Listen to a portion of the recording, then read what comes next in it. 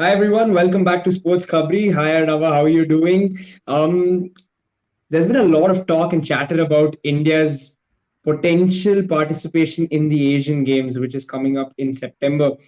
There's a lot of confusion, and we're here to seek some clarity around the situation. First of all, Arunava, what is your take on the situation? What is happening, and why is the Indian team exactly facing so much trouble?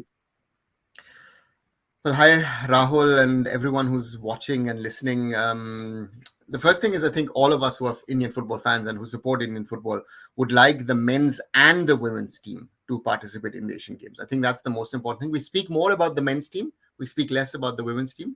I think it's even more important for the women's team to participate in the Asian Games because they haven't got that number of international matches as the men's have gotten in the recent weeks and will get in the next few months before the Asian Cup.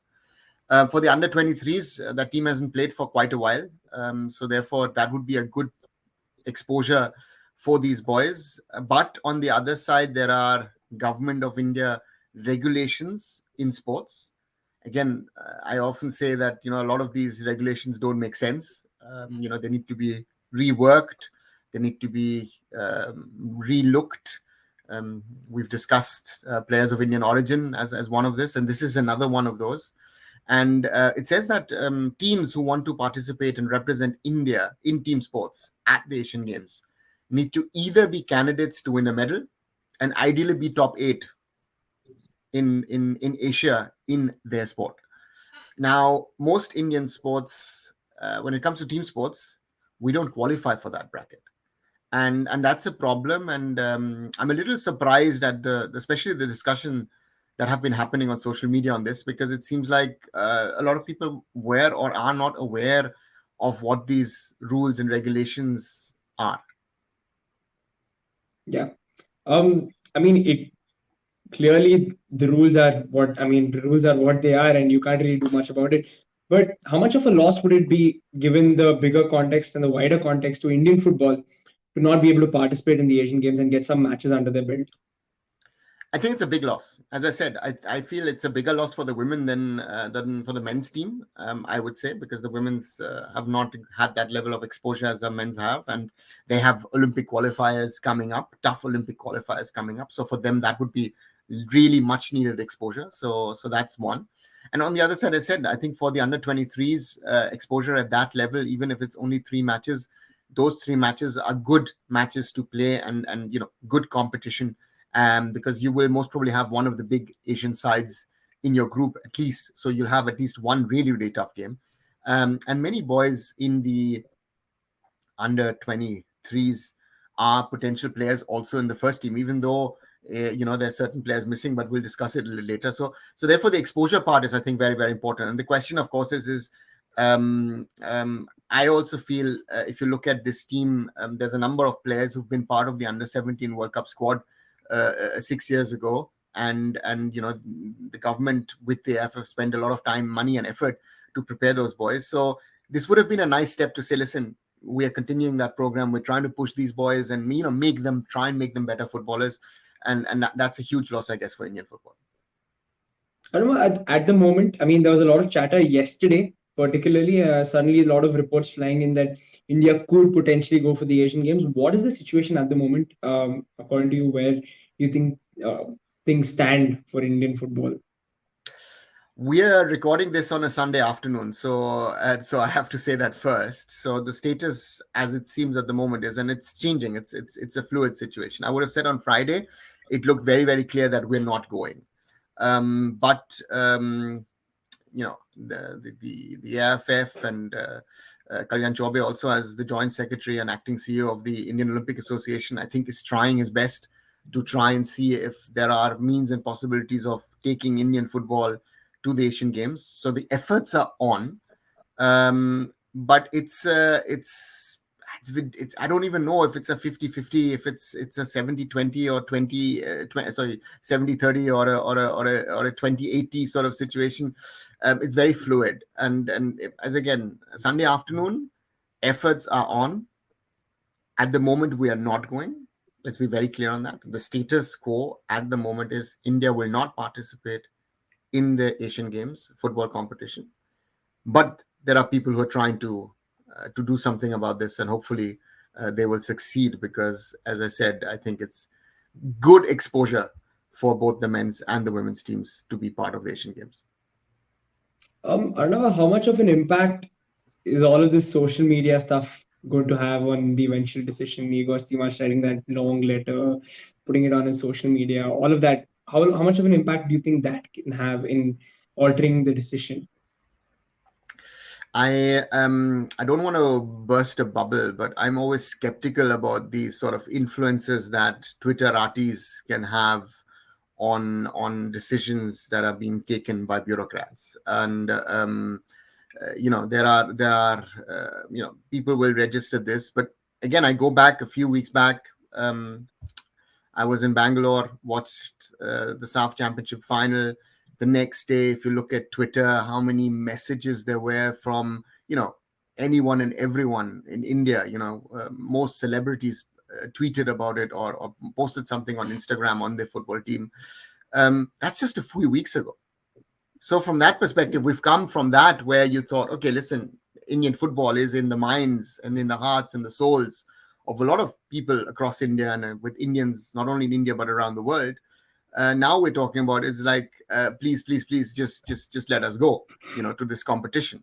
And we're it looks to me, it's a difficult one, because we're sort of back to square one, and sort of we're in the begging position, sort of that we should be allowed to go. And Indian football is ranked 18th in Asia. We're ranked 99th in the world. Again, that's a different discussion, how good or how bad we are. Look at where the ranking of Kuwait is, and look at how much of a fight Kuwait gave us in those two matches. And from that perspective, I would think social media has limited impact. And again, a letter from Igor Stimac will have a bigger impact. Potentially it could have a bigger impact. And it's good that Igor sent that letter. But I think the conversations in the background happening between the AFF, between the IOA, between the sports ministry, those are the ones that are crucial. That will decide if we are going to go or not going to go. So social media having this, great. I love it. I'm part of it myself. I've tweeted about it myself, but I doubt that all of us will have that much of an impact, because again, at the end, it's either the sports minister says thumb down, thumbs up, or a bureaucrat will sign the file and say "theek hai, chalo jao," or they will just simply say no. So therefore, I don't know how much they are following it. And therefore, yeah, that's a sad reality check. I mean, for some people who think that we have that much of an influence on the decision being made by the government. Should this work out in the end, and India, in the unlikely event, ends up going to participate in the Asian Games, what do you think the squad look? Or what do you make of the squad? I know the squad that's been reported is a lot of these under 23 boys will be going for the tournament. What have you made of it? Because I have a few takes on it. I'll tell you what I think about it. But like, what do you think about it? See, I've looked at those supposedly 50 players that have been sent as a list. Got a number of players from the under 17 World Cup squad who are missing to me. Under 17 World Cup squad from 2017. I miss Dheeraj, I miss Anwar Ali, I miss Suresh, I miss Apuya in that squad. There are others that we could add to that. But still, it's a very talented squad. It's got a lot of players from reserve teams, or players who've been on the benches of ISL teams or I League players in that. Because on the other side, for example, Ajikson has been called up. Akash Mishra has been called up. Prabsukan Gill has been called up. So there are these big names. Gurkirat is there. Vikram Pratap is there. Ayush Chikara. These Mumbai City boys are there. Shiva Shakti is there. And or exciting talent. Suhail Bhatt at the moment, who is rocking the Kolkata Football League for Mohammedan super giant with their reserve team. Irfan Yadwad, was impressive with Bangalore United last season, now joining Chennai FC. So there are these players, Rohit Danu is someone would love to see, Abdul Rabe at Hyderabad. So a lot of these names, Isaac of Odisha, I can go on, we could go on through this whole list, or, but there are these bigger names that are missing, and it's an under 23 competition where normally you also allow three overage players. And there were reports this morning in newspapers that they're looking at Gurpreet, Sunil, and Sandesh being those three overage players, which is a very interesting one on one side. On the other side is, will it's a question also, is has this list been prepared in discussion with ISL teams? So have you left out the bigger names, so to say, uh, in the interest of the ISL? Because again, India is going to be playing a lot of games. On the other side, again, the report saying that you're going to pull in Gurpreet, Sandesh, and Sunil. If that happens, again, very interesting standpoint. So let's see who gets in and who doesn't. If India is going to the Asian Cup in the men's competition. Fair enough. I know. I just think that if you are allowed these three senior players, I'd rather have the fairly younger ones rather than Sunil, Gurpreet, and Sandesh, who've already done it for India multiple times. It's probably the younger ones who need a little more exposure before the Asian Championship comes in January, and that's why I find it interesting that they've looked at Sunil Chhetri, Gurpreet, and Sandesh Jhingan. But anyways, No, should we make I it to the Asian? Yeah. just to add to that, and you raise a very valid point. As much as I love my brother Sunil Chhetri to play, I think it would be important if this team goes to such a competition without Sunil, because we need Yeah. to slowly start transitioning into that phase potentially which is coming without having Sunil. So I think it's a good opportunity for the Gurkirats, for the Ayushas, for the Shiva Shaktis to get playing time. If Sunil is there, Sunil will play, right? So therefore, that is a question. Do I need to pull in a Gurpreet? Rather give a Prabsukan or whoever, Sachin Suresh, Vishal Yadav, all these boys, whoever is going to be the best one, a chance to play.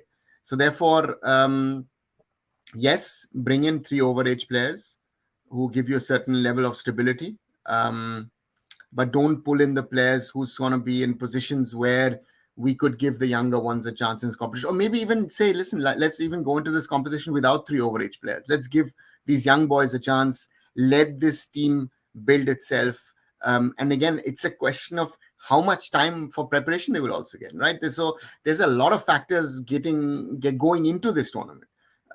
If we're playing the Asian Games, is how well is this team prepared? How will they gel? Have they played in this formation at all? A lot of questions actually remain. Yeah. Last question, Arunava. If we make it, and looking at the squad, what are your expectations, and how do you see this entire thing, shaping up in the Asian Games? See, for me, I think it's an easy one. I think it's about the exposure, and this Yeah. team will most probably not get too much of time to prepare. Again, we have the senior national team's topic, who's going to be playing in September as well in the Kings Cup, and then they've got October, they've got the Medica Cup. Some of these players will be involved.